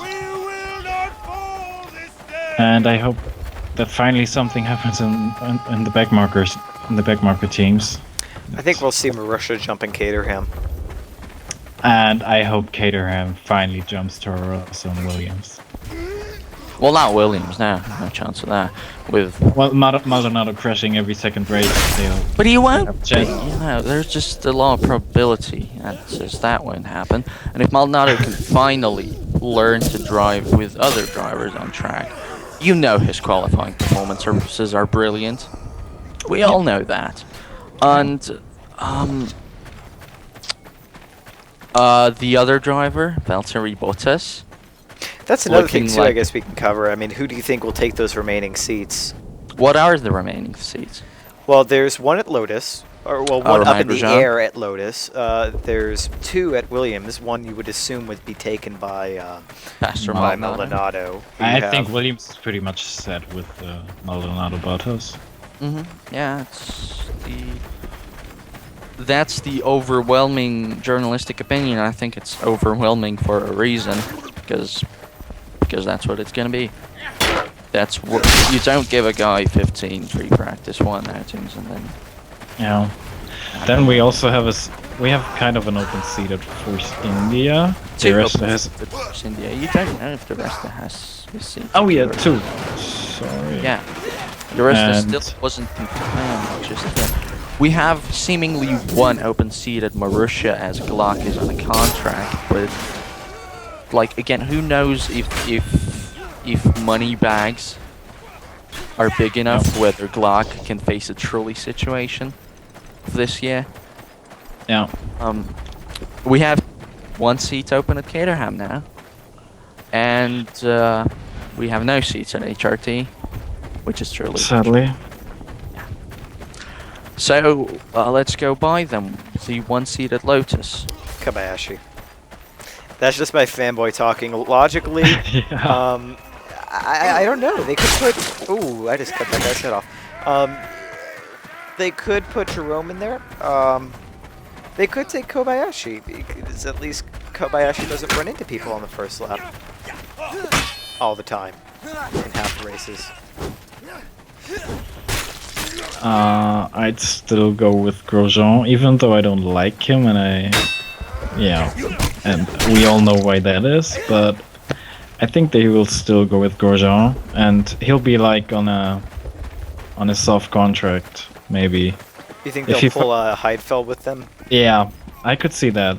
If he fucks up and like bins it in the first 5 races or something, and does something stupid in every one of them, I could see them.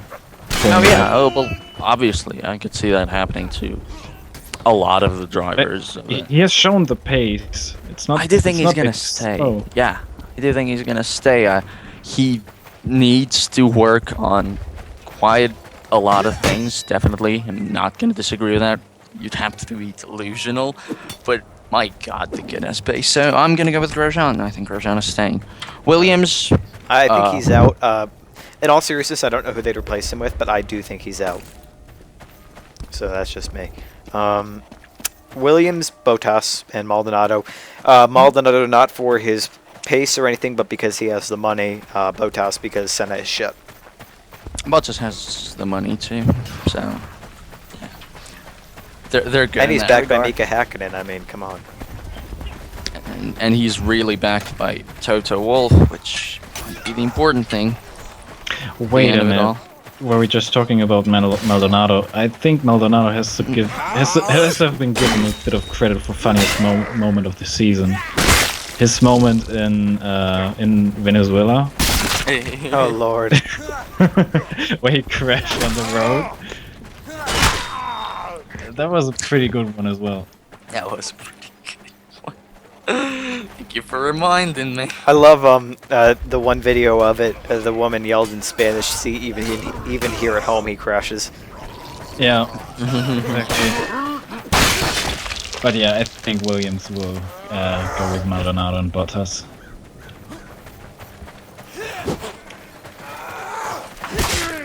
So next seat is Caterham, I guess. Do they really have anyone in the win? Anyone who would take up the place? Force India? Caterham. Oh, Caterham. Of course, Yes. flag pants. I want Rossi, but Yeah, that's he's not. going to happen. In fact, I can tell you where Rossi's going to be in 2012, most likely. And that coming IndyCar. straight from... No. That coming straight from Pete Allen, Sean Cross, and the other guys who, us and them cover Junior Series on Twitter and on Paddock Scout. Caterham has a GP2 team, right? Arden, Caterham, or something like that? No, just Caterham Racing. Arden Caterham is their World Series apprentice, Oh, where it's hard to he keep track raced of that. this year. But next year, he is very likely to be in GP2. Ah, so move on up for him. Yeah, Well, he's So getting that's there. maybe a reason for you to start watching GP2, you lazy bastard. Yeah, well. Oh, he could get a Formula 1 seat in 2014 if he takes that by storm. Yeah, but to do that, he'd have to overcome Felipe Nasr and probably James Calado. It's gonna be hard. A lot of other very talented folk who are looking to be on the way there. All right, so then Force India, 2 open seats, you would presume, with Paul's, to be honest, mediocre performance this year. Yeah, And then with Hulkenberg going to Sauber. Who do you think they would get? Would they have to go with the paid drivers with their financial situation? For some reason, in the last, I don't know what you'd call it, last stretch of time, I have been hearing increased rumors that there's one Force India seat left, assuming that Paul has the other one grabbed, and that it's a straight fight between, listen to this, Jules Bianchi and Bruno Senna. Now, What? yeah, and I have, that is a repeated rumor that Senna might end up there. Also a repeated rumor that he might end up at Caterham, in which case I think, Marvin, you'll have to rethink your sport for that team. Yep. Because Okay, Senna I haven't heard hasn't that one as well. I haven't shown heard that much this year. I think that still the likely outcome of whatever perturbations are happening there right now is a lineup of Paul di Resta and Jaime Oterswari. Yeah, that's possible. That's my guess. Well, Jaime was a testing driver for Pirelli, wasn't he? So that could bring in some experience with what the new tires are going to be. And he obviously has some contact with Force India. Just don't know how good enough it was and whether he can secure a seat, but he's definitely in negotiations. Yeah. Another thing I've heard about the Force India seat in the German press is Adrian Sutil. Yeah, that's actually, I've heard that too. That Sutil might they might want him back, but then again, there's legal trouble associated with that. Is he still fighting the courts? I don't think he's still I'm not sure. courts. No, I don't think so, because he got his suspended sentence, but he's gonna have some problems with visas, which especially in China, Korea. Once. Especially in China, because in China it was the place where he went all glassy. Yeah, but that's something I've heard in connection to VJ wanting him there. But and okay, Caterham. if it's not, I really fear that Heikki is not keeping this seat, even though they have the P10 in the championship. Hope it's Guido van der Garde. Yeah. Exactly. I hope I think so. I think it will be him. I hope so for this team. Vitali obviously deserves some credit for pulling them to. Yeah. And but if it's neither of their current drivers, I think it should be Guido. Yeah. And the 2 Marussia seats, I think Glock will probably be kept, and the second seat will go to Max Chilton, the GP2 British money prospect. Money bag. Well, yeah, I don't really have a clue about all that. Who's stepping up and who could step up, but sounds like a good option for them. Yeah, it means that they will be able to secure Aeon contract. That's a lot. That's could be potentially Maldonado. I mean, we're thinking about it. It's good for them. Yeah. And now, of course, for the 13th Team HRT, I predict nobody as the main driver, with nobody as second and reserve drivers. 13th team, you mean 12th? Did I say 13th? Yes. Oh, geez. Should be 13th. Guess we just have to wait until Xiaomi GP finally happens, and we have a 12th team back. Or Matt would want US GP. Or like, I don't know. What other stars and stripes? What other inane rumors there were? Well, the problem is I mean, Lola are now gone, so they can't be them anymore. Yes, the pure engine program is also Rickety, to say the least. yeah. Yeah. Stars and stripes. Yeah. Anti-commie GP. Anti-commie GP, I think Pastor and them are gonna crash into each other. Probably. So, yeah.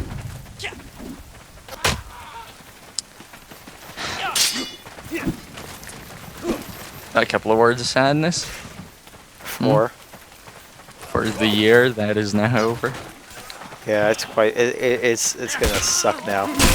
I mean, it was hard. The way between 2011 and 2012 was hard enough, just because I figured anything can be better than the Vettel jack-off fest that was 2011. And what a season we've had. Wow. Thank you, Formula One. Yeah, what a way to end it too. Yeah.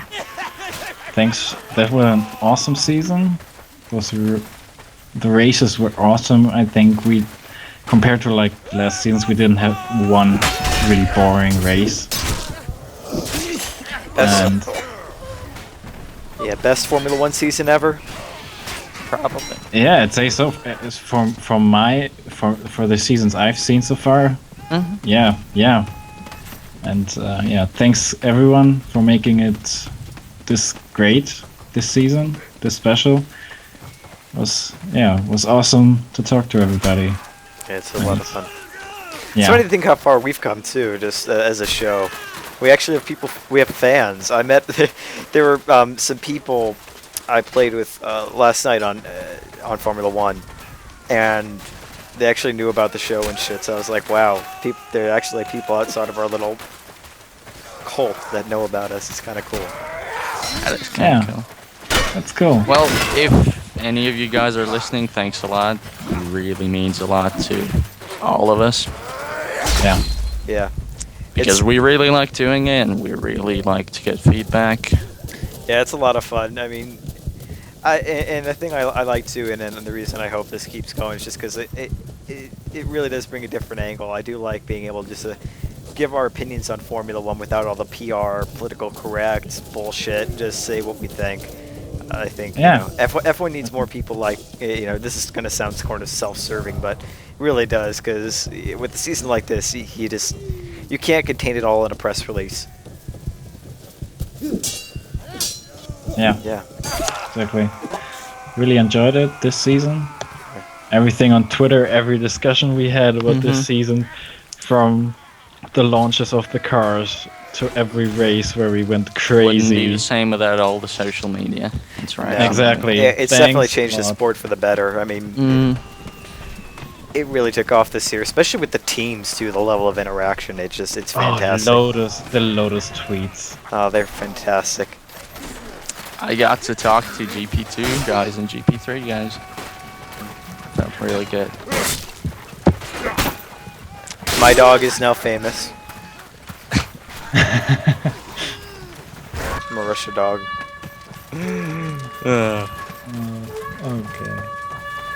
Okay. And yeah, so I guess that wraps up this episode of the podcast. But don't worry about us. The content's going to still keep coming.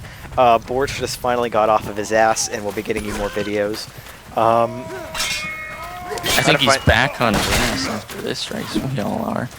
Yeah. That's for sure. So we'll keep the content coming. We'll keep, season reviews, different things, predictions, all that good stuff coming. I just unlocked a bastard sword. Ow, and I got stabbed in the face. Things like this, you know, I'll try to throw up random videos. Markers, ADD edition. Not rude. While the season's off, I might throw up some more videos that aren't totally F1 related. Like maybe throw up some of these, me playing different games and shit.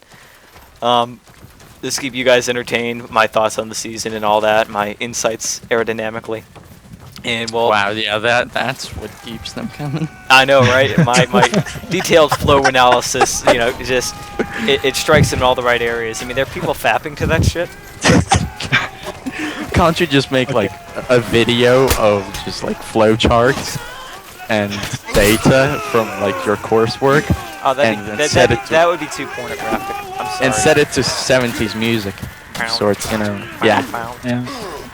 Oh, you compile that data. We're such fucking nerds. Jesus. Yeah. 111 days until Australia. Oh. Shut up. Shut your mouth. It's gonna make the 4-week gap look like nothing. Or 5-week, was it? 5 weeks. Oh, Jesus! I'm getting mobbed by people in red. Oh god, the Russians are coming.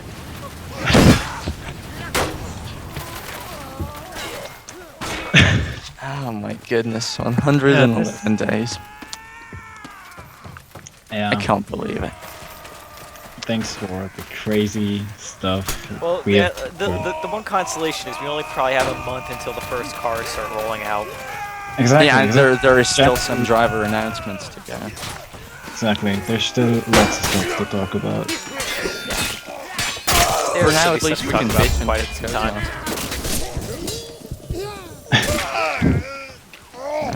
time. That usually satisfies your interests. I guess on that note, it's time to end the last 2012 regular season episode of the Backmarkers F1 podcast. Again, sorry for taking so long. But we should have more regular content coming out to you soon. And in the future, hopefully, you know, more people, more content, more stuff for you guys to digest. So, for all you out there listening, it's been one hell of a ride in 2012, and bring on 2013. I'll catch you guys on the flip side. Are you stealing like lines from some other Boondock thing? Saints. Who signs off that way? Nobody. Oh, I stole Husky Starcraft's sign off once by accident. Oh boy. I bet he was pissed about that.